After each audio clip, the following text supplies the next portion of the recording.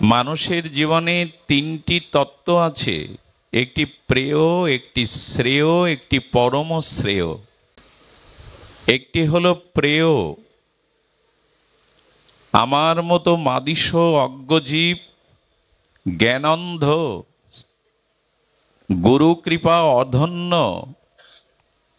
আর বিষয় জড় বহির্মুখ জীব প্রেয়কেই চেয়ে বসি আমরা।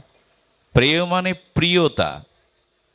স্ত্রী, পুত্র, পদ, প্রতিষ্ঠা, যশ, খ্যাতি, ইহকাল পরকালের যে সুখপ্রাপ্তি, স্বর্গপ্রাপ্তি বা মুক্তিপ্রাপ্তি, এগুলি স্বর্গপ্রাপ্তি বা ইহজাগতিক সুখ, সম্মান, সমৃদ্ধি, সম্মান, এই প্রাপ্তিকে বলে প্রেয়। ধন, জন, পুত্র, পরিজন, সুন্দরী রমণী, মৃত্যুর পরে স্বর্গ সুখাদি কে না চায়? এটা কার না প্রিয় লাগে? কিন্তু শাস্ত্র বলছেন এই প্রেয়কে চাইতে গেলে জন্ম মৃত্যু বন্ধন মুক্ত হতে পারবে না, অভিশাপ মুক্ত হতে পারবে না।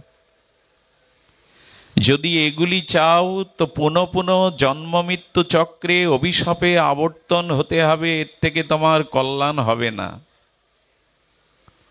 আর যদি শ্রেয় চাও, শ্রেয় মানে মুক্তি, যাতে স্থায়ীভাবে আমার সুখ হয়।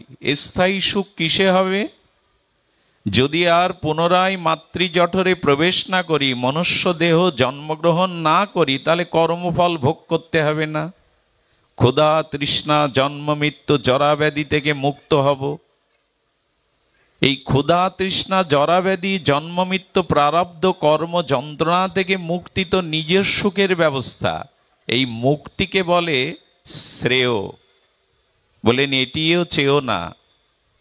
এতে ভজন থাকবে না, এতে রস অনুভূতি থাকবে না, এতে প্রিয় পরমের সাথে মিলন থাকবে না। চিনি হতে যেও না, চিনি আস্বাদনের ইচ্ছা জাগাও। চিনি হয়ে লাভ কি? চিনি আস্বাদনের ইচ্ছা জাগাও। মুক্তি চেয়ে লাভ কি? মুক্তি তো স্থায়ী সুখের বন্দোবস্ত। অর্থাৎ আমার জন্ম নেই, মৃত্যু নেই, জরাব্যাধি, অভিশাপ, কর্মফলের প্রারব্ধ নেই, আত্ম নিজ সুখ। বলেন এটি শ্রেয়, তবে এটি চেয়েও না। কি চাইতে হবে? পরম শ্রেয়। সেই পরম শ্রেয় হলো শ্রী হরিচরণে পূর্ণ প্রেম ভক্তি প্রাপ্তি হলো প্রকৃত শ্রেয়। শ্রী ভগবানের চরণে পূর্ণ বিশুদ্ধ কেবলা নিষ্কাম প্রীতি ভক্তি, এটি হলো পরম শ্রেয়। এটি চাইবার লোক জগতে বড় বিরল।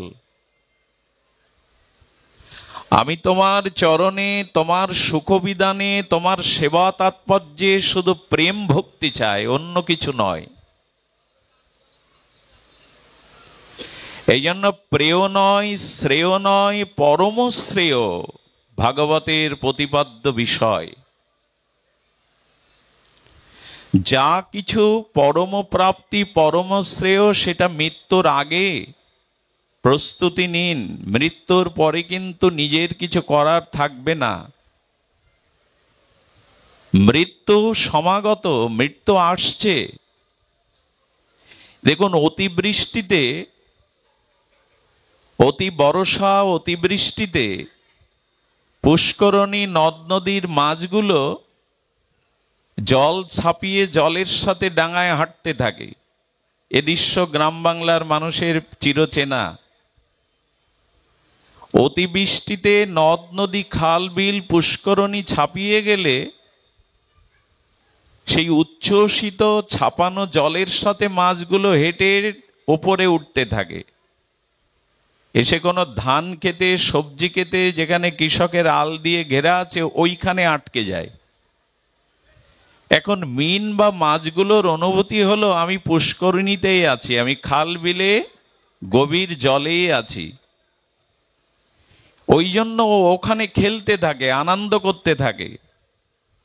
কিন্তু যেই শরৎ ঋতুর গমন হয়, ঋতু শরতের সূর্যের তাপকিরণে জলগুলো বিন্দু বিন্দু করে শুকিয়ে যেতে থাকে।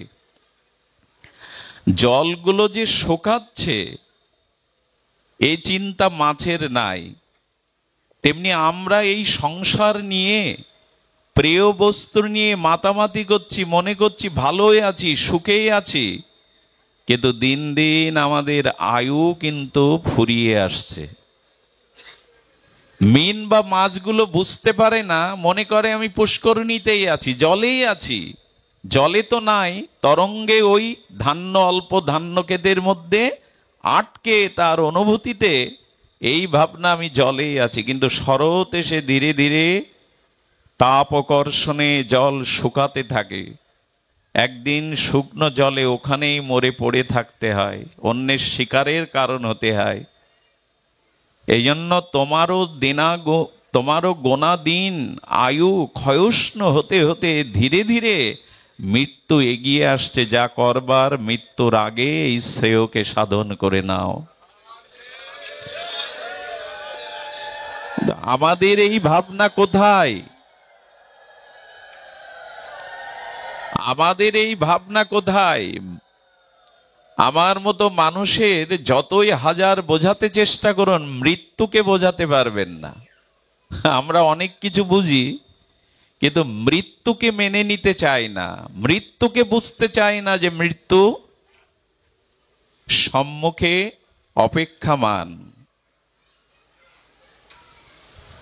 এই জন্য সময় থাকতে, মৃত্যুর পরে তো কিছু দেহটা থাকবে না, মৃত্যুর পরে দেহ থাকবে না, তখন আপনি কিছুই নিজের স্বতন্ত্রভাবে করতে পারবেন না।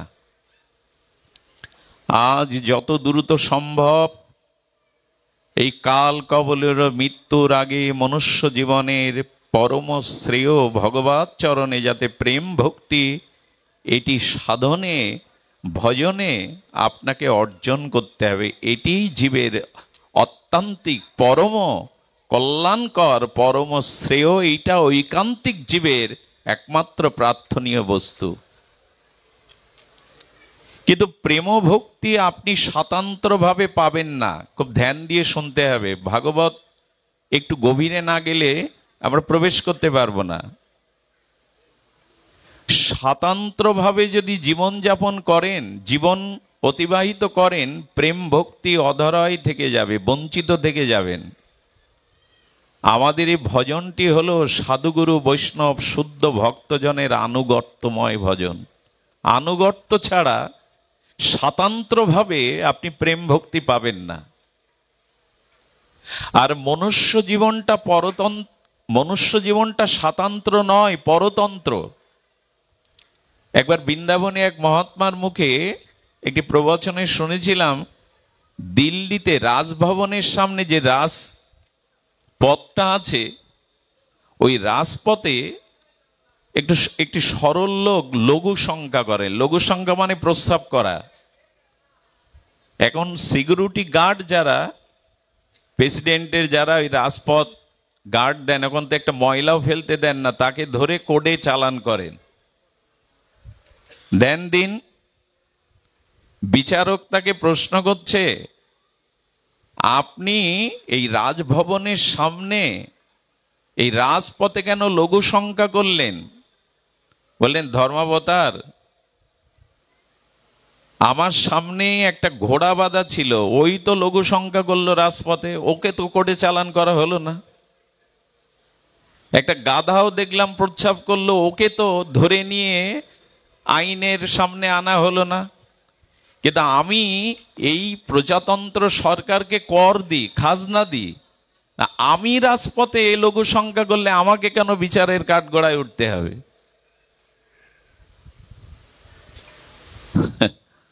বিচারক তখন বলছেন, আপনি খাজনা দিলেও আপনি মনুষ্য দেহ নিয়ে জন্মেছেন, এই দেশে এই রাষ্ট্রে আপনি খাজনা দিলেও আপনাকে এই কাজের জন্য জবাবদিহিতা করতে হবে। কারণ ঘোড়া যদি হতেন, গাধা যদি হতেন, আপনাকে এই বিচারের সম্মুখীন হতে হতো না। কারণ ওদের জন্য কোনো আলাদা নিয়ম কানুন নাই। আপনি মানুষ, আপনি স্বতন্ত্র না, আপনি এই দেশের কাছে, আইনের কাছে, বর্তমান সংবিধানের কাছে আপনি দায়বদ্ধ। ঘোড়া গাধা কি দায়বদ্ধ? ওদের কি কোনো নিয়মাবলী আছে? আপনি ট্যাক্স দিলেও, খাজনা দিলেও বর্তমান সংবিধানে আপনি দায়বদ্ধ। আপনি যেখানে সেখানে যাতা করতে পারেন না। তেমনি দেবদুর্লভ জ্ঞান ও বিজ্ঞান প্রধান, বিবেক প্রধান মানুষ যা ইচ্ছা খুশি করতে পারে না। সে শাস্ত্রের কাছে, গুরুর কাছে, ধর্মের কাছে দায়বদ্ধ। যখনই মানুষ স্বতন্ত্র জীবনযাপন করতে যাবে, জানবেন তখনই তার পতন অবশ্যম্ভাবী। স্বতন্ত্রভাবে চলতে যাবেন না, শাস্ত্রের আনুগত্যে চলুন, শ্রীগুরু পাদপদ্মের আনুগত্যে চলুন, ভগবানের সংবিধানে ধর্মপথে চলুন। স্বতন্ত্রভাবে চলতে গিয়েই আজ আমাদের জীবন, আমাদের সমাজ আজ এই স্থানে এসে পৌঁছেছে। দেখুন, আনুগত্য ব্যতীত কিছু পাওয়া যাবে না। কথাটি খুব ধ্যান দিয়ে হৃদয়ঙ্গম করতে হবে। স্বতন্ত্রভাবে আপনি এই পথে কিছু পাবেন না।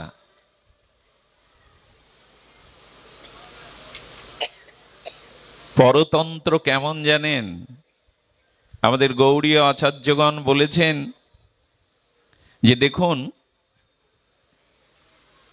স্বতন্ত্রতা আপনার জীবনে কল্যাণ বই। আচ্ছা, আপনি যদি মনে করেন আমি বেঁচে আছি আর এই বেঁচে থেকে সুখ সমৃদ্ধির জন্য আমি ধর্ম করব, আমার মতোই আমি ধর্ম প্রতিপালন করব, তো আপনি কেন ধর্ম প্রতিপালন করবেন? বলে ধর্মের দ্বারা অর্থ, যশ, ঐশ্বর্য আসবে। বলে অর্থ হইলে কি করবেন? বলে অর্থ হইলে ভোগ করব। ভোগ কি দিয়ে করবেন? বলে ইন্দ্র চরিতার্থ করব। আরো ভোগ এলে আরো বেশি বেশি ইন্দ্র চরিতার্থ করব। কিন্তু তারপরে তার কাছে কোনো উত্তর নাই। ধর্ম কেন করব? মহাজন আনুগত্যে, ভাগবত আনুগত্যে, শাস্ত্র গুরু আনুগত্যে কেন ধর্ম করব? ধর্মের উদ্দেশ্য, উপাসনা ভজনের উদ্দেশ্য ধন প্রাপ্তি শুধু নয়, ইন্দ্রভোগ শুধু নয়। একটি কথা বলি, ভোগের জন্ম আমাদের এটা নয়।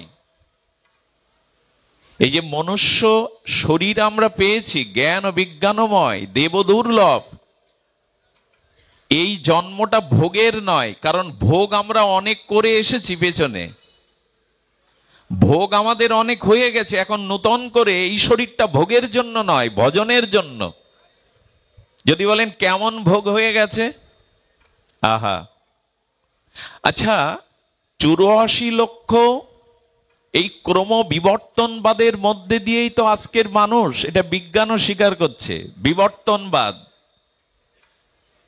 এই ক্রম বিবর্তনে 84 লক্ষ আমাদের ভাগবত শাস্ত্রের সিদ্ধান্তে যখন আমি শুকর জন্ম পেয়েছিলাম, জলচর, স্থলচর, খেচর, উভয়চর হয়েছি তো যখন আমি শুকর জন্ম পেয়েছিলাম তখন আমি বিষ্ঠা পেয়ে শান্তি পেয়েছিলাম। কি বিষ্ঠা?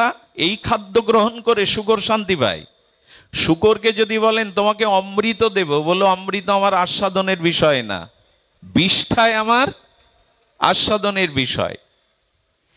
এখন দেবরাজ ইন্দ্র অমৃত পান করে যে আস্বাদনের সুখ পান, একটি শুকর বিষ্ঠা পান করেও সেই খাদ্য গ্রহণ আস্বাদনে যে সুখ, দুইজনের সমান। সুখ তো হয়ে গেছে, জিহ্বার সুখ হয়ে গেছে। কি করে বোঝায় বলুন তো? বোঝাও কঠিন, বোঝানো আরো কঠিন।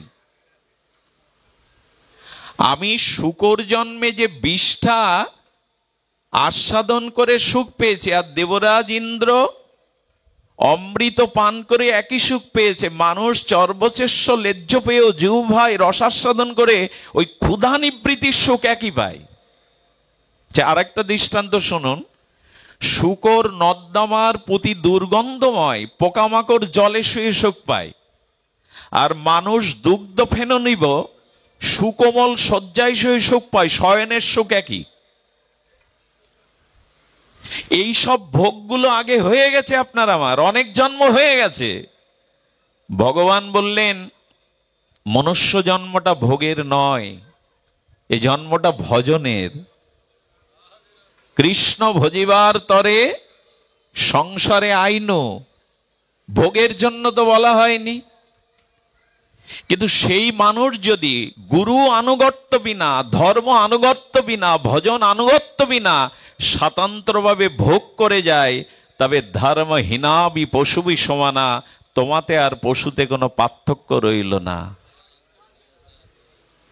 তুমি শুধু যদি ভোগের জন্য বেঁচে থাকো, ভোগ আস্বাদনই যদি তোমার জীবনের মূল লক্ষ্য হয়, তোমাতে পশুতে কোনো, কারণ ভোগের বেলায় একই, ওই শূকরের নর্দমায় শয়ন করে যে দেহ সুখ হয়, মানুষ দুগ্ধ ফেনুব শয্যায় শুয়ে একই সুখ পায়। শূকর শূকরীর দ্বারা রমণ ক্রিয়া দ্বারা সুখ যে পায়, মানুষ তার রমণ ক্রিয়া দ্বারা এক ইন্দ্র তৃপ্তি পায়। এ তো বহুবার হয়ে গেছে। এবার এটা মুক্তির জন্ম, মুক্তির দ্বার, ভজনের দ্বার। একথা ভুলে গেলেই তোমাতে আর পশুতে কোনো পার্থক্য থাকবে না। বরঞ্চ অপরাধ নেবেন না। মানুষ আর যেভাবে ইন্দ্র চরিতার্থ করছে, কামর্ত হয়ে অন্ধ হয়ে যেভাবে দেহ ভোগ করছে, তাতে আমরা পশুকেও হার মানিয়েছি। পশুরাও তাদের ঋতু এবং সময়কে উপলক্ষ করে তারা ভোগে রত হয়, কিন্তু মানুষ আজ সেই স্থানে নাই। ধর্মহীনাবি পশুবি সমানা, যদি ত্যাগ বৈরাগ্য সংযম না থাকে, তুমি যদি সাধু শাস্ত্র গুরুর আনুগত্যে সংযত জীবন যেমন না করো, তোমাতে পশুতে কোনো পার্থক্য নেই। এবং জেনে রাখো, এইভাবে ভোগ করতে করতে শরীরটা ছাড়লে আগামী জন্মে পশুকুলেই যেতে হবে, মনুষ্য জন্ম প্রাপ্তির ভাগ্য হারিয়েই ফেলবে। এই জন্য স্বতন্ত্রভাবে জীবন চালাতে যাবেন না। আপনাকে আমাকে শাস্ত্র ধর্ম দেখুন, আমাদের জীবনের বেঁচে থাকার উদ্দেশ্য অর্থ রোজগার, অর্থ রোজগারের উদ্দেশ্য ভোগ সম্ভার সঞ্চয়, ভোগ সম্ভার সঞ্চয় করার উদ্দেশ্য হলো ইন্দ্র তৃপ্তি, আরো বাড়িয়ে আরো ইন্দ্র তৃপ্তি। এটা মানুষের জীবনের লক্ষ্য নয়। বেদ ভগবান কি বলেছেন? জীবস্ব তত্ত্ব জিজ্ঞাসা। এর এক একটি কথা আমাদের জীবন পরিবর্তনে খুব প্রয়োজন। বলেন তুমি বেঁচে আছো কেন? বেঁচে আছো জীবস্ব তত্ত্ব জিজ্ঞাসা, সেই ঈশ্বরকে জানার জন্য, তত্ত্বকে জানার জন্যই বেঁচে আছো। কিন্তু অর্থ প্রয়োজন নেই বলে আছে, এটা গৌণ। মুখ্য হলো ঈশ্বরকে জানা, তত্ত্বকে জানা, আর গৌণ হলো অর্থ উপার্জন। এটাকে মুখ্য করতে যেও না। আর অর্থ কেন প্রয়োজন? অর্থের দ্বারা ধর্ম করবে বলে। ধর্ম কেন করব? জীব জগতের কল্যাণ হবে বলে। অর্থ নিজে ভোগ করবো এই উদ্দেশ্যে অর্থ সঞ্চয় করো না, অভিশাপ দেখা দেবে। অর্থের দ্বারা ধর্ম করব, দেশ ও দশের কল্যাণ করব, এই উদ্দেশ্যেই অর্থ সঞ্চয় করো। আজকে যারা এই অনুষ্ঠানের পেছনে অর্থ নিয়োগ করেছেন, যারা অর্থ পরিশ্রম নিয়োগ করেছেন, তাদের অর্থটা সার্থক। কারণ অর্থ যদি দেশ ও যতে ধর্মের কল্যাণে, সমাজ কল্যাণে, মঙ্গল কাজে ব্যয় না হয়, সে অর্থ অভিশাপ হয়ে দেখা দেয়। জীবস্ব তত্ত্ব জিজ্ঞাসা। বেঁচে থাকার একমাত্র লক্ষ্য হলো তত্ত্ব জিজ্ঞাসা, ঈশ্বরকে তত্ত্ব তো জানা। তো স্বাতন্ত্র্যের কথা বলছিলাম, আমরা স্বাতন্ত্র্যভাবে যেন জীবনযাপন না করি। দেখুন, এই ব্রত মাসে অনেক কষ্ট করে এসে বিশ্রামবিহীন আপনাদের চরণে বসেছি, কৃপা করুন। সুধীজন, আচ্ছা, কোন ধনী সামর্থ্যবান ব্যক্তি রাজভোগ খাচ্ছে, তার পেছনে এক দিন দুঃখী কাঙাল ভিখারি চেয়ে আছে ওনার দিকে। মনে মনে সাহস পাচ্ছে না চাইতে, কিন্তু মনের ইচ্ছা, বাবু যদি আমাকে একটু দিত। মুখ ফুটে বলেই বসলো, বাবু ওই আস্বাদ্য রাজভোগ যদি কিঞ্চিত আমাকে দিতেন। অনুরোধের আর আকুতি নিয়ে চাইলো। আপনি পারবেন তাকে উপেক্ষা করতে? এই হলো আনুগত্য। হে সাধুগণ, হে বৈষ্ণবগণ, আপনি যে আস্বাদন করছেন পরম রস তত্ত্ব, আমি ভিখারি, আমি কাঙাল, আমার তত্ত্ব নেই, আমার রসবোধ নেই, আপনি কৃপা করে আমাকে যদি একটু দিতেন। এই হলো আনুগত্য। বাড়ির কুকুরটা কিন্তু মালিককে খেতে দেখে, মালিক আস্বাদন করছে, পরিবারের সবাই নিয়ে আস্বাদন করছে, ও কিন্তু ঝাঁপ দিয়ে ওটা ছিনিয়ে নেয় না, মালিকের জন্য প্রতীক্ষা করে। আমি যখন তার আনুগত্য নিয়ে পড়ে রয়েছি, তার গৃহে তার চরণ নিশ্চয়ই শেষে আমাকে এক মুঠো উচ্ছিষ্ট দেবেই। মালিক দেয় কি না? পোষা কুকুরটাকে দেয় কি না? এই জন্য আমাদেরও পড়ে থাকতে হবে, হে গুরুদেব, হে আচার্য, হে তত্ত্বজ্ঞ, আমি আপনার দাস কুকুর হয়ে পড়ে রয়েছি। যদি এক কণা আস্বাদন, যে আস্বাদন আপনি পেয়েছেন, যে ভজন রসে আপনি ডুবে রয়েছেন, সেই রস সামান্য যদি আমাকে দিতেন, আমি তো আপনার চরণেই পড়ে রয়েছি। এই হলো আনুগত্য। এখানে স্বাতন্ত্রতার, রাস্তার কুকুর কি কোনো মালিক দেবে ডেকে ডেকে? দেবে না। রাস্তার কুকুর বরঞ্চ ভাগ বসাতে আসলে তাড়িয়ে দেবে, লাঠি পেটা করবে। আনুগত্য নিয়ে পড়ে রয়েছেই বলে তো এক মুষ্টি ওর জন্য দেয়। যেদিন আপনি আমি শ্রীগুরু বৈষ্ণবের আনুগত্য নিয়ে পড়ে থাকব, সেদিন তারা যে আস্বাদন করছে সেই ভজন অনুভূতি রস, আমাকেও কিঞ্চিত দেবেন, তারা বঞ্চিত করবেন না। আনুগত্য চাই। আনুগত্যের একটি দৃষ্টান্ত আমাদের এসেছে, লক্ষ্য করুন। যেখানে যজ্ঞ হয়, বৃহত্তম কোনো ভাগবতীয় কর্ম হয়, সেখানে অনেক পণ্ডিত ব্যক্তি আসেন, তাকে আহ্বান করা হয়। এখন এই পণ্ডিত ব্যক্তি যারা আসেন, যাদের আহ্বান করা হয়, চিঠিতে কিন্তু সেই আশ্রমের অধ্যক্ষ বা পণ্ডিত ব্যক্তির নাম দিয়েই, ঠিকানা দিয়েই নিমন্ত্রণপত্র পাঠানো হয়। কিন্তু এই পণ্ডিত ব্যক্তির সাথে তার আনুগত্যময় কোনো ছাত্র বা শিষ্য যখন আসে, যজ্ঞের শেষে নিয়ম হলো, যজ্ঞের যারা কর্তা তারা কি করেন, যজ্ঞের যারা পরিচালনা করেন, তারা পণ্ডিতকে বিদায়ের সময় বস্ত্র, মিষ্টি, ফলাদি তাকে দেন। এবং ওনার সাথে যে ছাত্ররা এসছে, ওনার যে শিষ্য এসছে, তাকে কিন্তু নিমন্ত্রণপত্র দেওয়া হয়নি। কিন্তু বলুন তো, পণ্ডিতের পাশে তার শিষ্য, তার ছাত্রকেও ওই মিষ্টি কাপড়ের একটা অংশ দেওয়া হয় কিনা? তাকে তো নিমন্ত্রণ করা হয়নি। কিন্তু যেহেতু তিনি আচার্যদেবের আনুগত্যে তার শিষ্য হয়ে তার পেছনে দাঁড়িয়েছেন, তাকে কিছু দেয়া হয়।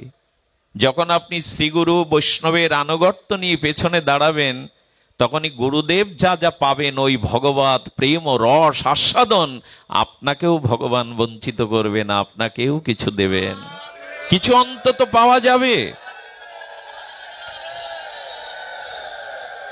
এই জন্য দেখুন, এই ভাগবতটাও আনুগত্যের। এই ভাগবত স্বতন্ত্রভাবে ফল লাভ হবে না, ভাগবত আনুগত্যে শ্রবণ করতে হবে। সব কিছু আনুগত্যময়, স্বাতন্ত্র এই জগতে কিছুই নাই। অর্থাৎ আমাদের এই ভজন জগতে স্বাতন্ত্রের কোনো স্থান নাই। সুধীজন, ভাগবতে নিমন্ত্রণ দিয়েছিলেন ভগবান শুকদেব, ব্যাসদেব কাদেরকে? বলছেন যে রসিকজন এবং ভাবুকজনকেই নিমন্ত্রণ করা হলো। নিগম কল্পতরুর গলিতাং ফলাম সুখ মুখদা দ্রব সংযুত আস্মদনাম পিবত ভাগবত রসমলয়াম মোহরহ রসিক ভুবি ভাবুকা। আহ্বান করা হলো কাদের ভাগবতে? রসিকজন আর ভাবুকজনকে। রসিক কারা? যারা রাধা কৃষ্ণ মিলিত তনু শ্রী গৌরঙ্গের প্রেমরসের সাথে পরিচিত হয়েছেন, ওই রসে অবগাহন করেছেন, এরা রসিকজন। আর ভাবুকজন কারা?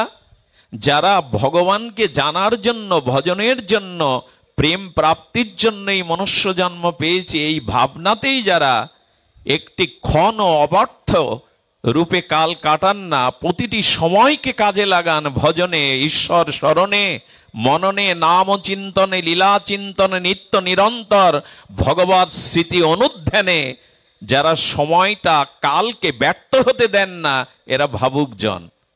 এখন নিমন্ত্রণ হলো ভাবুক এবং রসিকের, আমি ওর একটার মধ্যেও পড়ি না, আমার তবে নিমন্ত্রণ নেই ভাগবতে, আমি বঞ্চিত হব? বলেন না, তুমি বঞ্চিত হবে না, তুমি ওই রসিক আর ভাবুক জনের আনুগত্য নিয়ে পেছনে দাঁড়াও। উনি যেটা আস্বাদন করছেন, দেখুন মোবাইলে এখন অনেকেই পাঠ শোনেন, আমি মাঝে ভারতে পাঠে গিয়ে দেখি সেখানেও হাজার হাজার ভক্ত। বললাম আমাকে চিনেন কি করে? অজ পাড়া গায়ে পড়ে রয়েছি। বললো বাবা আমরা নেটে পাঠ শুনি। এখন এই যে নেটে পাঠ শোনা বা আপনারা যন্ত্রে পাঠ শোনেন, এতে কিন্তু প্রেম ভক্তি হবে না। ভালো লাগবে, ভজনে আপনাদের স্পৃহা জাগবে, কিন্তু প্রেম ভক্তি পেতে গেলে সাধুদের মধ্যে এসে বসে শুনতে হবে। হ্যাঁ, আপনি সময়টা কাজে লাগান।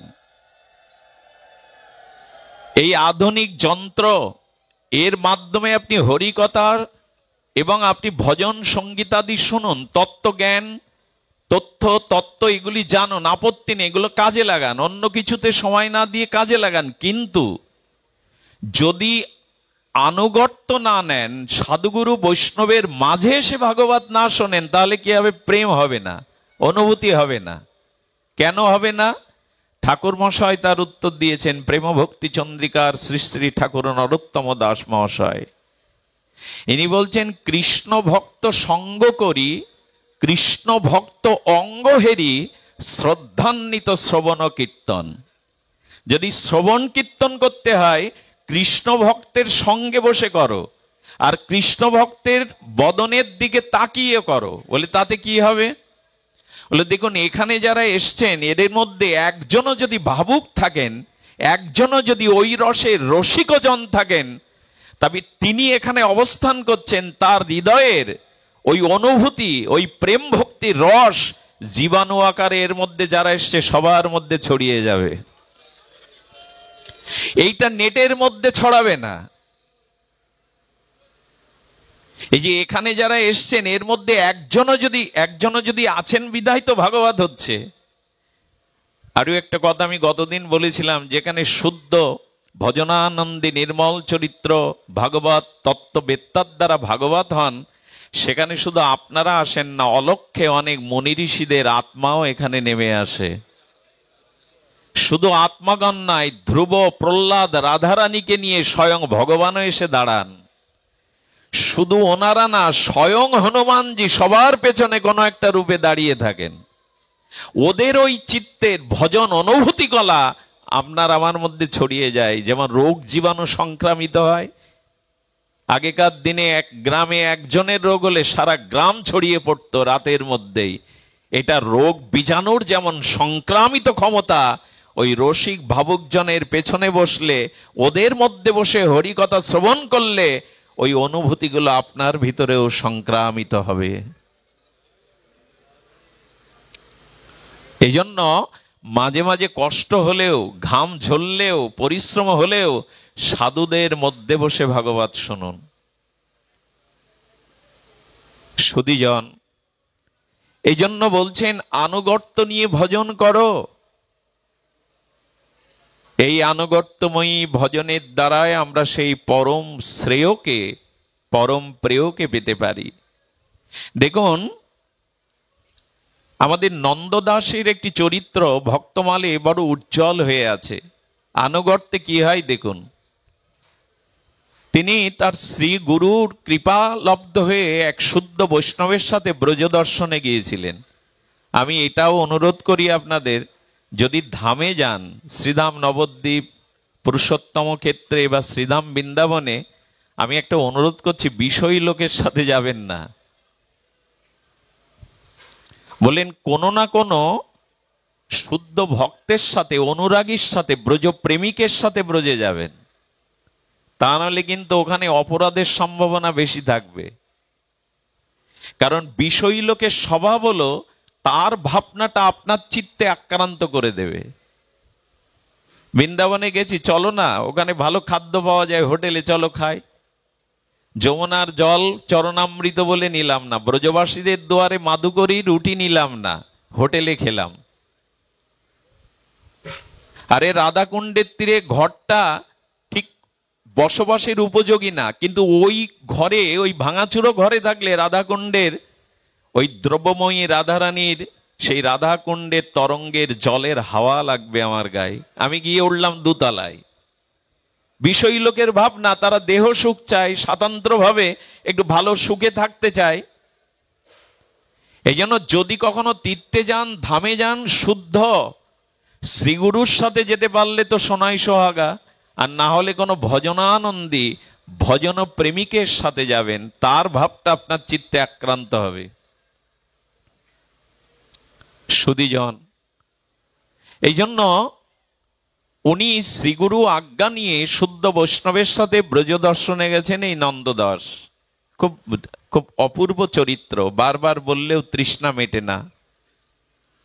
তো নন্দদাস ব্রজে গিয়ে ব্রজে রেণু মেখেছেন, যমুনার জল পান করেছেন, বৃক্ষগুলোকে জড়িয়ে ধরিয়ে ধরিয়ে আকুতি জানাচ্ছেন। এইগুলো ব্রজবাসের নিয়ম। প্রথমে ধুলির কাছে, বৃক্ষের কাছে, যমুনার জলের কাছে, ব্রজবাসীদের কাছে, ব্রজের প্রসাদের কাছে আনুগত্য নিতে হবে, তবে যদি ব্রজেন্দ্র নন্দন বা ব্রজেশ্বরী রাধারানী আপনাকে কৃপা করে। সুধীজন, উনি পরিভ্রমণ করতে করতে চিলেকোটায়, মানে একটা ছাদের উপরে এক সুন্দরী যুবতীকে দেখলেন। সুন্দরী যুবতীর অপরূপ রূপের জ্যোতিচ্ছটায় ওনার চোখ আটকে গেল। উনি ওখানে দাঁড়িয়েই রয়েছেন, মাটি বুঝতে পারছিলেন না, এই সুন্দরী যুবতী রত্ন বুঝতে পারছিলেন যে এক সাধু আমার দিকে তাকিয়ে আছে। যখন দৃষ্টি পড়ল, দেখলেন উনি অপলক নয়নে ওনার সেই যৌবন রস আস্বাদন করছেন। বড় লজ্জিত হয়ে নিচে নেমে এলেন, নিজেকে অপরাধ বোধ করতে লাগলেন। ব্রজ মায়েরা ঘোমটাটা বুক পর্যন্ত টেনে নেয়। যারা ব্রজবাসী মা, এদের মুখ আপনি দেখতে পাবেন না সহজে। আমাদের বাঙালি মায়েদের মতো নয়, ওদের দেশের নিয়ম হলো বুক পর্যন্ত ওরা ঘোমটাটা টেনে রাখে, মুখ দেখা যায় না। এক ব্রজবাসী মায়ের কাছে প্রশ্ন করা হয়েছিল, আপনাদের এই রীতি কেন? একবিংশ শতাব্দীতে এই ভারত এত মানে উৎকর্ষ আধুনিকতার ছোঁয়া লেগে গেছে, আপনারা ঘোমটাটা বুক পর্যন্ত দেন কেন? কি বলেছিল জানেন উত্তরে? ঘর বাড়ি, স্ত্রী পুত্র, বিষয় বৈভব ছেড়ে কত সাধক, কত ভক্তজন এই বৃন্দাবনে পড়ে রয়েছে। তারা রাধারানীর চরণ কৈকার্য কৃপা কটাক্ষ পাবে বলে তাদের কত ত্যাগ, না আছে ভালো আহার, না আছে বস্ত্র, কাঙালের ন্যায় গৌর চরণ আশ্রিত হয়ে পড়ে আছে। আমাদের মুখগুলো দেখে যদি তাদের ভজনে কোনো ত্রুটি হয়, অপরাধ হয়, রাধারানীর কাছে কি জবাব দেব আমরা? একবার ভাবনাটা দেখুন। এই জন্য তারা ঘোমটাটা বুক পতনটি টেনে রাখে। তো ব্রজবাসী মা তার মুখ, ওই যে কাপড়টা শুকাতে দিয়েছিল, হয়তো ঘোমটাটা পড়ে গেছে, যেই দেখেছে ওই রূপে আর আটকে গেছেন এই নন্দদাস। ইনি বিট্টল নাথজির, বিট্টল গোসাইয়ের শিষ্য, সাধারণ গুরুর শিষ্য না, সামর্থ্যবান ভজনানন্দী মহাপুরুষের শিষ্য। উনি নিজেও বুঝতে পারছেন না ওই রূপের মধ্যে কি আটকে গেল, কেন আমি ওই দিকে তাকিয়ে রয়েছি। মাঝে মাঝে অনেক কার্য ঘটে আমাদের জীবনে, আমরা কারণ খুঁজে পাই না, উনিও কারণ পাচ্ছেন না। কি করেছেন জানেন? এসে জানলা আগলা করছে আর একবার দেখবে বলে, জানলাতে না পেয়ে দরজার সামনেই বসে গেছে। ওনার স্বামী 2 দিন কাজের জন্য বাইরে গিয়েছিলেন। খুব মন দিয়ে শুনুন। 2 দিন বাদে যখন এসছেন, ওই মাটি 2 দিনে ঘরের দরজা খুলতে পারেননি। আনুষঙ্গিক কাজ মিটিয়েছেন কাউকে দিয়ে। স্বামীকে বললেন, ওনার বেশভূষা দেখে মনে হয়, কোনটি তিলক দেখে মনে হয় উনি ভক্ত, কিন্তু আমি বুঝতে পারছি না কেন উনি আমার এই রূপ দেখে দুয়ারে আজ 2 দিন বসেছেন। খাওয়া নেই, দাওয়া নেই, স্নান নেই, এইভাবে পড়ে। আপনি জানতে একটু কারণটা জিজ্ঞাসা করুন তো। ওরা তো ব্রজবাসী, সহজে কাউকে অপমান করতে চান না। এসে বলছে, বাবাজি অপরাধ নেবেন না, আপনি ভক্ত রূপে এই ব্রজধামে এসছেন, আর আমরাও ব্রজে বাস করার সৌভাগ্য পেয়েছি রাধারানীর কৃপায়। এতে আপনারও বিব্রত বোধ হচ্ছে, আমাদেরও হচ্ছে, আপনি কেন এভাবে বসে আছেন? বলে, একটাবার ওর মুখটা দেখতে দাও। কোনো ব্যাখ্যা খুঁজে না পেয়ে ফিরে এলেন। সাধুকে তো আর গলা ধাক্কা দিতে পারেন না। এসে বলছে, এক কাজ করি, দরজায় তালা লাগাও, আজ রাত্রেই আমরা গোকুলে গুরুদেবের আশ্রমে সপ্তাহখানি কাটিয়ে আসি, পরে গৃহে ফিরবো, উনি চলে গেলে। কিন্তু ওনাকে বড় কথা বলা আমার পক্ষে সম্ভব নয়। সুধীবৃন্দ, ওই রাত্রেই পেছনের দরজা দিয়ে গোকুলে চলে গেলেন। বিট্টলনাথজি গোসাইয়ের সমস্ত শ্রী গুরুদেবের চরণে গিয়ে সব ঘটনা বললেন। গুরুদেব চোখ, একেই বলে শ্রী গুরুদেব, অনুভূতির দ্বারা চোখ বন্ধ করে একটু ধ্যানস্থ হয়ে বললেন, মারে, তোর দুয়ারে যে তোকে দেখার জন্য বসেছে তার অসৎ কোনো উদ্দেশ্য নাই। এরাই তো শ্রী গুরুদেব, যারা বলে দিতে পারেন অনুভূতির দ্বারা। সুধীজন, বাবা এ কথা বলছেন, 2 দিন পড়ে রয়েছে, কোথাও যাচ্ছে না, আমাকে দেখতে চাইছে, ওইভাবে তাকিয়েছিল। বলল, শোন মা, ওর অন্তরে যদি অসৎ উদ্দেশ্য থাকতো তাহলে তোরা ওই গৃহ ছেড়ে গুরুদেবের আশ্রমে গোকুলে আসতিস না। কোনো ঘটনার কারণে আপনি যখন গুরু আশ্রমে যাবেন, কোনো ঘটনায় আঘাত পেয়ে, কষ্ট পেয়ে বা দুর্ঘটনা মনে করে যখন ধামে যাবেন, তীর্থে যাবেন, গুরুচরণে যাবেন, জানবেন যেটা ঘটেছে ওটা আপনার মঙ্গলের জন্য। অসৎ কোনো উদ্দেশ্য হলে আপনি শহরে যেতেন, আত্মীয়র বাড়ি যেতেন, গুরুদেবের গৃহে যেতেন না। একেই বলে অনুভূতি, একেই বলে অনুভূতি। সুধীজন, রাবণ বিনাশের জন্য রঘুপতি রামচন্দ্র বনে যাননি, ওটা অযোধ্যা থেকেই করতে পারতেন, উনি স্বয়ং ভগবান। তো বনবাস স্বীকার করলেন কেন প্রভু? করলেন সবরই যে বসে আছে দীর্ঘদিন ধরে তার আশায়। রামচন্দ্রের বনে যাওয়াটা মঙ্গল মনে করছেন, মঙ্গল মনে করছেন এই জন্য সবরীকে তো কৃপা করতে হবে। আর ঋষি মুনিদের সঙ্গ পাবো আমি, রাজপ্রাসাদে থাকলে সাধু সঙ্গ হবে না। এই জন্য উনি মঙ্গল মনে করছেন বনে গমনকে। কোনো ঘটনার দ্বারা যদি সাধু দর্শন হয়, গুরু দর্শন হয়, কোনো ধামে পৌঁছান, জানবেন যার দ্বারা ঘটনা ঘটেছে তিনি আপনার অমঙ্গল চাননি, তিনি আপনার মঙ্গলই চেয়েছেন। গুরুদেব বললেন ওখানে একটা আসন পত, এখনই সে আসবে। উনি জানতে পারলেন উনি চলে গেছেন। সেই নন্দদাস ওখানে এসে যখন গুরুদেবের চরণে পড়েছেন, প্রসাদ পাওয়ার বলছে, বাবা আমাকে বলো আসলে ঘটনা কি হয়েছে জানেন? এর পূর্ব জন্মে উনি ব্রজেই ছিলেন, না হলে তার এরকম অনুভূতি আসে না। ব্রজে উনি সখী রূপে যে ভজন করতেন, ওনার ভজন সাথীটার রূপ অমনই ছিল। সেই পূর্বস্মৃতি মনে করে সেই সখী রূপে ওনাকে দেখে আর নয়ন ভরাতে পারছেন না। ওনার ভিতরে অন্য কোনো উদ্দেশ্য নাই। গুরুদেব এটা ভেঙে বললেন, আর সঙ্গে সঙ্গে ওই মাটি ওনার চরণে ক্ষমা চাইলেন, ক্ষমা করে দিয়েন, আমি ভুল বুঝেছি। শ্রী গুরুদেবের আনুগত্যে না গেলে এই ভুল ভাঙবে কারো? নিজের বিচার বুদ্ধিতে এই সিদ্ধান্ত আসবে আমাদের? কখনো আসবে না। তাই দয়া করে, কৃপা করে সাধুগুরু বৈষ্ণবের আনুগত্যেই আমাদের জীবন স্বতন্ত্রভাবে চলতে যাবেন না। দেখবেন আমাদের সৌরমণ্ডলে প্রতিটি গ্রহ নক্ষত্র তার কেন্দ্রপথে চলছে। যদি চ্যুত হয়ে যায়, ওই কেন্দ্রপথ চ্যুত হয়ে গেলে ধ্বংস আসবে, কিন্তু ওরা প্রত্যেকটি কেন্দ্রপথে কেন্দ্রায়িত হইতে ঘূর্ণিমান। তেমনি আমাদের জীবনটাও শ্রীগুরু আনুগত্যেই কাটাতে হবে, সাধু বৈষ্ণব ধর্মের আনুগত্যেই কাটাতে হবে। স্বতন্ত্রভাবে যেন আমরা নিজেদেরকে পরিচালনা না করি। এই কথাটি বারবার বলছি কেন? কারণ আজ আমরা বড় স্বাধীন সত্তায় চলতে চাই, নিজের খেয়াল খুশি মতো চলতে চাই। আজ আমাদের আনুগত্য নাই। সুধীবৃন্দ, এই আনুগত্যময় ভজনের মধ্যেই আছে প্রেম প্রাপ্তির উপায়, মনুষ্য জন্মের তত্ত্ব প্রাপ্তির উপায়। মনে আছে আপনাদের, সনাতন গোস্বামী মহাপ্রভুর দর্শনে যখন মুক্তিতীর্থ বারাণসীতে যাচ্ছেন, তখন কে যেন সনাতন গোস্বামীর গায়ে একটা কম্বল জড়িয়ে দিয়েছিলেন না? আচ্ছা, শীতের দিনে কম্বল দিয়েছেন, উনি আর ওটা খোলেননি। মহাপ্রভু সেই তপন মিশ্র আলয়ে বসে আছেন, ওখানে চন্দ্রশেখর ভবনে। চন্দ্রশেখরকে বলছেন, যাও গৃহে একজন বৈষ্ণব আসছে, তাকে নিয়ে এসো। আহা, উনি গিয়ে দেখছেন আলু থালু বেশ, আর খোঁচা খোঁচা মুখে দাঁড়িয়ে, কেশগুলো আলু থালু করা, মনে করেছেন কোনো মুসলিম দরবেশ। উনি গিয়ে মহাপ্রভুকে বলছেন, প্রভু দুয়ারে বৈষ্ণব আসেনি, দুয়ারে এক দরবেশ এসেছে। বৈষ্ণব চেনার ক্ষমতা দেবতাদেরও নাই। এই জন্য কারোর বাইরের রূপ বা ভাব দেখে তাকে বিচার করবেন না, তার ভেতরটার অনুভূতি দিয়ে বিচার করবেন। কারো বাইরের রূপ দিয়ে বিচার করা ঠিক নয়।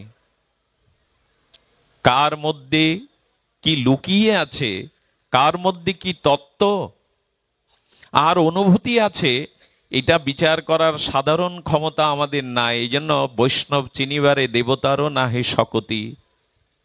এই জন্য কাউকে সহসা উপেক্ষা করতে নাই। পথে যেতে যেতে কাউকে উপেক্ষা এবং কারো প্রতি খুব সহজ হালকা ভাব, উপহাস ভাব দেওয়া উচিত নয়। এই জন্য মনে হয় বিশ্বকবির অনুভূতিতে এই কথাটাই বারে বারে ধ্বনিত হয়, যেখানে দেখিবে ছাই উড়াইয়া দেখো তাই, পাইলেও পাইতে পারো অমূল্য রতন। আচ্ছা, হীরাটা কয়লার খনিতে থাকে কিনা? দামি হীরা কিসের মধ্যে থাকে? এখন কয়লার আবরণে, ওই কালো কয়লার আবরণে হীরা আছে, এ তো অস্বীকার করার উপায় নেই। হয়তো বাইরে কয়লা দেখছেন, কিন্তু ভেতরে হয়তো হীরা লুকিয়ে আছে। এই জন্য কাউকে উপেক্ষা করার অবকাশ নাই সুধীজন। এই জন্য চন্দ্রশেখর ভবনে মহাপ্রভুকে বলছেন, প্রভু দরবেশ এসছে, বললে যিনি এসছেন তাকে নিয়ে এসো। সুধীবৃন্দ, মহাপ্রভুর সামনে গিয়ে অবনত মস্তকে আর দৈন্য দীনতা নিয়ে যখন সনাতন দাঁড়িয়েছেন, মহাপ্রভু আসন থেকে উঠে সনাতনের দিকে দৃষ্টিপাত করে যখন দৃষ্টিপাত করেছেন, প্রভু হঠাৎ থেমে গেছেন। থেমে গেছেন কেন জানেন? থেমে গিয়ে সনাতন গোস্বামীর দিকে আর তার করুণার দৃষ্টিতে চাইছেন না। এখন সনাতন গোস্বামী অনুভবী জন, মহাপ্রভুর নিজ প্রিয় পরিকর। উনি বুঝতে পারলেন মহাপ্রভু যেন না তাকিয়ে তাকে এই কথা বলতে যাচ্ছে, সনাতন সবই যখন ছেড়ে এসেছো, জানেন প্রভু তোমার এটাও সহ্য হচ্ছে না? রাজমন্ত্রী সনাতন রাজ ঐশ্বর্য ছেড়ে পথের ভিখারি হয়ে পরের একটা কম্বল গায়ে দিয়েছে, এটাও তোমার সহ্য হচ্ছে না?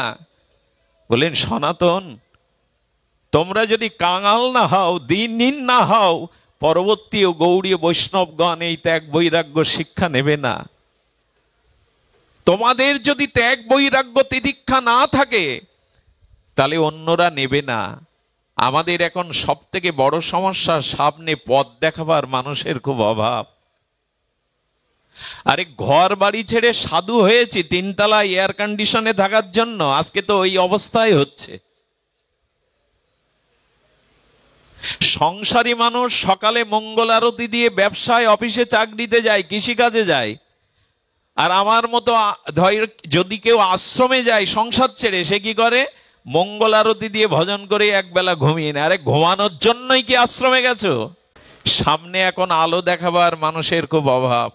এই জন্য মহাপ্রভু জানছেন যে রূপ সনাতনের দ্বারা জগতে ভক্তি ধর্ম, ভক্তি সিদ্ধান্ত শিক্ষা দিতে হবে। এরা ভালো খাওয়া, ভালো পড়া, ঐশ্বর্যের মধ্যে থাকলে মানুষ এদের আদর্শ নেবে না।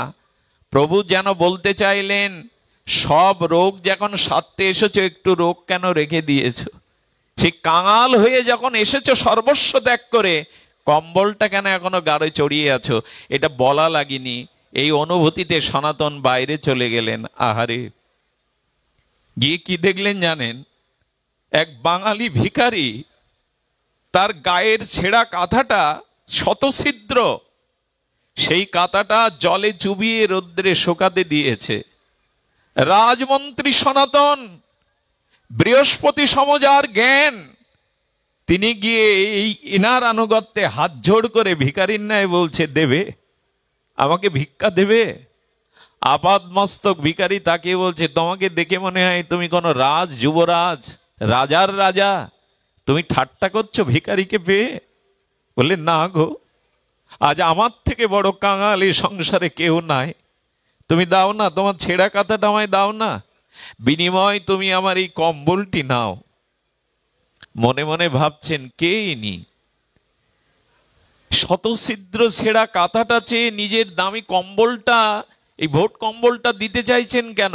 বিনা প্রশ্নে উনি দিয়ে দিলেন।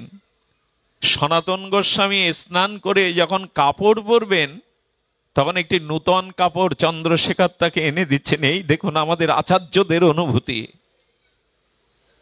নূতন কাপড়টা পেয়ে বলছেন, এটা নেওয়ার আমি অধিকারী না, আমি তো কাঙাল। কাঙালের এরকম নূতন বস্ত্র পরিধেয় করা উচিত নয়।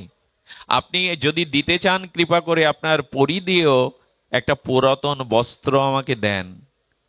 এই পুরাতন বস্ত্রটা দুভাগ করে কৌপিন করে পরেছিলেন, আর একটা গায়ে জড়িয়েছিলেন। এইখান থেকে আমাদের বাবাজিরা এইভাবেই এই বস্ত্র পরিধান, রাধাকুণ্ডে যারা আছে বাবাজি মহারাজ পরিধান করেন। এই অবস্থায় যখন মহাপ্রভুর সামনে গিয়ে বসেছে, প্রভু এই ত্যাগ বৈরাগ্যের আনুগত্য নেওয়ার জন্য আসন থেকে উঠে সনাতনকে জড়িয়ে ধরতে গেছে। সনাতন বারবার অবনত মস্তকে দৈন্য নিয়ে পিছিয়ে যাচ্ছেন, ছুঁয়ো না প্রভু, আমার মতো পামরকে, আমার মতো পাপীকে, আমার মতো ভোগীকে তুমি ছুঁয়ো না। সারা জীবন ঐশ্বর্য ভোগ করেছি প্রভু, তোমার এই চিরশাশ্বত আর পবিত্র অঙ্গ কলুষিত হবে, আমাকে ছুঁয়ো না। মহাপ্রভু তখন একটি বিখ্যাত ভাগবত শ্লোক বলেছিলেন। মহাপ্রভু সনাতনকে দেখে দুবাহু বাড়িয়ে বললেন, অক্ষ ফলং তা দিশ দর্শন হে সনাতন, তোমার মতো ভক্তকে দর্শন করা এই চোখের ফল লাভ। ভগবান আমাকে চক্ষু দিয়েছেন তোমার মতো শুদ্ধ ভক্তকে দেখবার জন্য। যতদিন সাধুগুরু বৈষ্ণবের প্রতি এই দৃষ্টি না যাবে, ততদিন চোখের সফলতা নাই। জিহ্বা ফলং তা দিশ কীর্তন হে সনাতন, তোমার মতো ভক্তের গুণকীর্তন করাই হলো এই জিহ্বার ফল লাভ, প্রাপ্তি লাভ। এই জিহ্বা পেয়েছি ভক্তের গুণকীর্তন করার জন্য, ভগবানের গুণমহিমা সংকীর্তন করার জন্য। জিহ্বাটা শুধু পরনিন্দা, পরচর্চায়, আন কথায় কাটিয়ে দেওয়ার জন্য না। জিহ্বা ফলং তা দিশীয় কীর্তন তোমার মতো ভক্তের কীর্তন করাই হলো, গুণকীর্তনই হলো জিহ্বার ফল লাভ। অম্ব ফলম গাত্র তা দিজ স্পর্শ, আমার এই অঙ্গ সেই দিনই ধন্য হবে যেদিন তোমার মতো ভক্তকে আমি আলিঙ্গন করতে পারবো। এসো সনাতন। আচ্ছা, প্রভু এ কথা কেন বলছেন? প্রভু কেন বলছেন জানেন? দুর্লভতা হি ভাগবত লোকে, সনাতন পৃথিবীতে কোনো কিছুই দুর্লভ নয়। আজ এই বিজ্ঞানের চরম উৎকর্ষ, বৈজ্ঞানিক যুগে এসে কোনো কিছুই আজ আর সব হাতের মুঠোই বিশ্বটা, কিন্তু দুর্লভতা হি ভাগবত লোকে, এই পৃথিবীতে, এই চতুর্দশ ভুবনে একমাত্র দুর্লভ তোমার মতো কৃষ্ণ ভক্ত। তোমার মতো ভক্তই হলো জগতে দুর্লভ, আর কিছু দুর্লভ নয়, তোমার মতো ভক্তই দুর্লভ। সারাটি জীবন এনারা মহাপ্রভুর আনুগত্যে, এই গোস্বামীগণ ছেঁড়া কাঁথা, নাড়া মাথা, কখনো চানা, কখনো উপবাস, 56 ভজন করেছেন একাক বৃক্ষতলে বাস করে। কেন? এই আনুগত্য দেখিয়ে গেছেন, আনুগত্য বিনা এ ভজন হবে না। মহাপ্রভু কৃপা করে ব্রজে পাঠিয়েছেন, তোমরা কাঙাল হয়ে কাঙাল ভক্তকে আশ্রয় দাও। তোমাদের দেখে যেন মানুষ ত্যাগ ও বৈরাগ্য তিতিক্ষা শেখে। আজকে এই আনুগত্যই আমাদের নাই। সুধীজন, এই আনুগত্যময় ভজনই আমাদের প্রেম প্রাপ্তি, তত্ত্ব জিজ্ঞাসার পথে, প্রগতির পথে এগিয়ে দেবে। তাই অনুরোধ করি, আনুগত্যই আমাদের ভজন, আনুগত্যই আমাদের জীবন, আনুগত্যই আমাদের প্রেম প্রাপ্তির উপায়। শ্রীগুরু আনুগত্য, বৈষ্ণব আনুগত্যের মধ্যেই এই জীবনের সফলতা।